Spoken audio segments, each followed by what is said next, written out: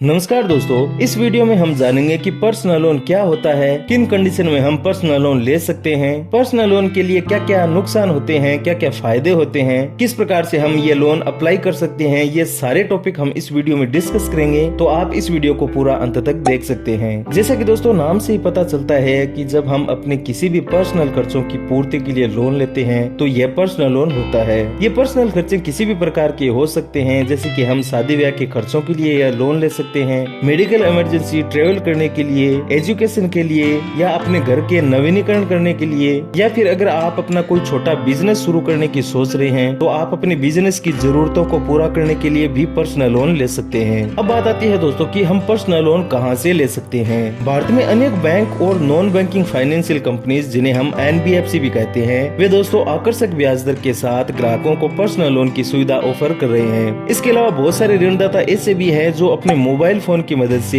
Instant loan प्रदान करते हैं, जैसे कि मनीव्यू, धानी ऐप। इनके मोबाइल ऐप से दोस्तों आप इंस्टेंट पर्सनल लोन ले सकते हैं। अब बात आती है दोस्तों कि सिविल स्कोर क्या होता है और पर्सनल लोन में सिविल स्कोर की क्या भूमिका होती है। दोस्तों यूजुअली जो लोन होते हैं वे दो प्रकार के होते हैं, एक होता है सिक्योर्ड लोन और एक होता है अनसिक्योर्ड लोन। सिक्योर्ड लोन में आपको ऋणदाता को कुछ न कुछ गारंटी के रूप में देना होता है या फिर कोलेटरल देना होता है, जैसे कि होम लोन, कार लोन, ये सिक्योर्ड लोन की कैटेगरी में आते हैं। जबकि अनसिक्योर्ड लोन में आपको किसी भी प्रकार की कोई गारंटी या कोलेटरल नहीं देना होता है, जैसे कि पर्सनल लोन एक अनसिक्योर्ड लोन की कैटेगरी में आता है। अनसिक्योर्ड लोन होने की वजह से यह लोन पूरी तरह से ग्राहक को उसके क्रेडिट प्रोफाइल के आधार पे दिया जाता है। अब क्रेडिट प्रोफाइल में आपकी आय आ जाती है कि आपकी आय कितनी है, आपका रोजगार आ जाता है कि किस प्रकार का आपके पास रोजगार है, आपका सिविल स्कोर कैसा है। सिविल में दोस्तों आपको 300 से लेकर के 900 के बीच में एक स्कोर मिलता है। 300 बहुत लोएस्ट स्कोर है और 900 एक हाईएस्ट स्कोर है।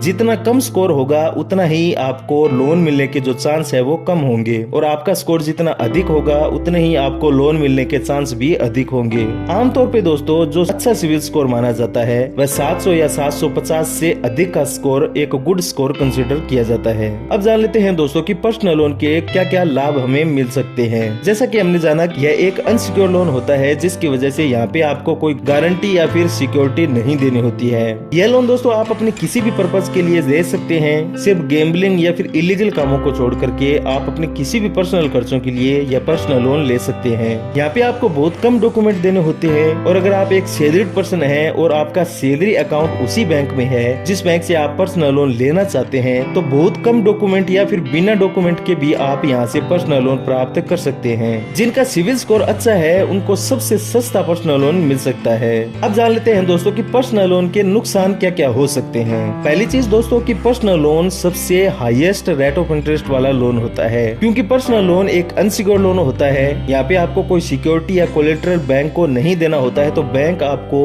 एक हाई रेट ऑफ इंटरेस्ट के साथ यह लोन उपलब्ध करवाता है। जैसे कि दोस्तों आपने बहुत बार सुना होगा होम लोन या कार लोन के बारे में, जहाँ पे आपको जो रेट ऑफ इंटरेस्ट है वह 6%, 7% या 8% इस प्रकार से मिलती है। लेकिन पर्सनल लोन में जो रेट ऑफ इंटरेस्ट है वह 11%, 12% या 13% इस प्रकार से बैंक ऑफर करते हैं। इसका रीजन है दोस्तों कि पर्सनल लोन एक अनसिक्योर्ड लोन कैटेगरी में आता है। यहाँ पे आपको लोन को चुकाने के लिए समय भी कम मिलता है, लेकिन लोन अमाउंट के आधार पे जो ये टाइम मिलता है ये एक इनफ टाइम होता है। यूजुअली यहाँ पे आपको 5 वर्ष तक का टाइम मिल जाता है। अब बात करते हैं दोस्तों कि पर्सनल लोन में हम कितना लोन अमाउंट ले सकते हैं। ये पूरी तरह से दोस्तों बैंक और जो NBFC है उस पर डिपेंड करता है। कुछ कंपनी ऐसी है जैसे कि मनीव्यू, यहाँ से जो लोन अमाउंट शुरू होता है वो सिर्फ 5,000 रूपए से शुरू होता है और 5 लाख रुपए तक यहाँ से आप लोन ले सकते हैं। कुछ बैंक ऐसे भी है दोस्तों जो कि 25 लाख रुपए या फिर 40 लाख रुपए तक का पर्सनल लोन ऑफर करते हैं। अब बात करते हैं दोस्तों कि पर्सनल लोन पे रेट ऑफ इंटरेस्ट कितनी देनी होती है। तो यह आपकी क्रेडिट प्रोफाइल पे निर्भर करती है और साथ ही ऋणदाता पे निर्भर करती है। मैं वीडियो के डिस्क्रिप्शन में आपको सभी बैंकों के personal loan rate of interest की लिस्ट दे दूंगा, आप वो लिस्ट चेक कर सकते हैं। अब बात करते हैं दोस्तों कि पर्सनल लोन में हमें कितनी अवधि मिलती है। तो यह भी ऋणदाता पे निर्भर करता है दोस्तों, लेकिन आमतौर पे यहाँ पे आपको 3 महीने से लेकर के 5 साल तक का टाइम मिल जाता है। अब बात करते हैं दोस्तों कि पर्सनल लोन में हमें किस प्रकार के डॉक्यूमेंट देने होते हैं। तो डॉक्यूमेंट भी दोस्तों बैंक और जो कंपनीज है उनके आधार पे भिन्न हो सकते हैं, लेकिन जो कुछ कॉमन डॉक्यूमेंट है वो इस प्रकार है। आपको पहचान का प्रमाण देना होता है, जिसमें आप passport, driving licence, PAN card, Aadhaar card या फिर वोटर ID कार्ड दे सकते हैं। आपको यहाँ पे निवास का भी प्रमाण देना होता है, जिसमें आप बिजली का bill, bill, driving licence, voter ID card, Aadhaar card या फिर पैन कार्ड दे सकते हैं।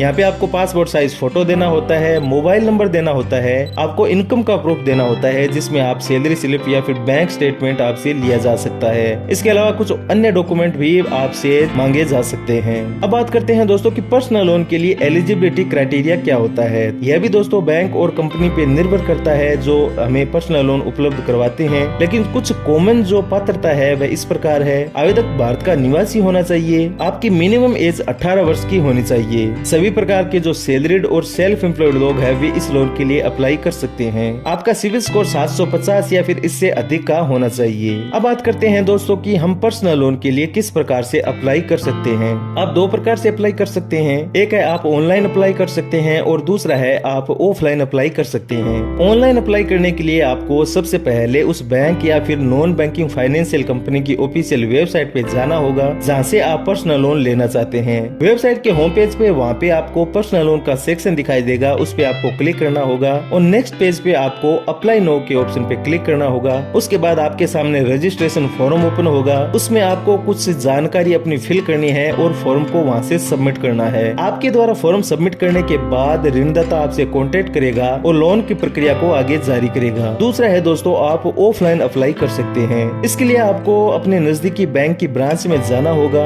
बैंक के कर्मचारी से कॉन्टेक्ट करना होगा जो आपको पर्सनल लोन के बारे में जानकारी देगा, आपके डॉक्यूमेंट वेरीफाई करेगा, फिर आपको फॉर्म भरने में आपकी हेल्प करेगा। अगर वहाँ पे आपका लोन अप्रूवल हो जाता है तो जो लोन का अमाउंट है वह आपके बैंक में ट्रांसफर कर दिया जाता है। अब जान लेते हैं दोस्तों कि पर्सनल लोन लेने से पहले हमें किन किन बातों का ध्यान रखना चाहिए। पहली चीज दोस्तों कि आपका जो बैंक अकाउंट है वह उसी बैंक में होना चाहिए जहाँ से आप लोन ले रहे हैं। इससे आपको बहुत कम टाइम में लोन अप्रूवल मिल जाता है, लेकिन ऐसा कंपलसरी नहीं है। किसी भी बैंक या फिर नॉन बैंकिंग फाइनेंशियल कंपनी से लोन लेने से पहले आपको यह पूरा विश्वास होना चाहिए कि जो ऋणदाता है वह विश्वास के पात्र है या फिर नहीं है। लोन लेने से पहले दोस्तों आपको उस बैंक की रेट ऑफ इंटरेस्ट के बारे में जानकारी होनी चाहिए। कुछ बैंक या फिर लोन देने वाली संस्था बहुत कम रेट ऑफ इंटरेस्ट के साथ आपको लोन ऑफर कर सकती है, तो वहाँ पर अभी आपको सतर्क होना जरूरी है। लोन लेने से पहले दोस्तों आपको पता होना चाहिए कि बैंक के द्वारा इस लोन पे किस प्रकार के चार्जेस लगाए जाते हैं, क्योंकि कुछ बैंक या फिर जो कंपनीज होती है वो हिडन चार्ज भी लगाती है जिसके बारे में हमें पता नहीं होता है। तो आपको जान लेना है कि इस लोन पे कोई हिडन चार्ज है या फिर नहीं है, और उस चार्ज को छोड़कर अन्य किस प्रकार के चार्जेस लगाए जाते हैं और वो चार्जेस कितने होते हैं। जैसे कि एक प्रोसेसिंग चार्ज होता है, एक पेनल इंटरेस्ट होता है, यानी कि जब आप किसी महीने EMI का भुगतान करने में चूक जाते हैं तो आपको पेनल इंटरेस्ट देना होता है जो कि 2% से 5% या फिर इससे भी अधिक हो सकता है। अब बात करते हैं दोस्तों कि हम सबसे सस्ता पर्सनल लोन किस प्रकार से ले सकते हैं। जैसा कि दोस्तों हमने जाना कि पर्सनल लोन एक अनसिक्योर लोन होता है, तो यहाँ पे आपकी जो क्रेडिट प्रोफाइल है वो बहुत ज्यादा मैटर करती है। तो आपको अपने सिविल स्कोर पे ध्यान रखना चाहिए। आपके पास अगर अच्छा रोजगार है जिससे आपको महीने टू महीने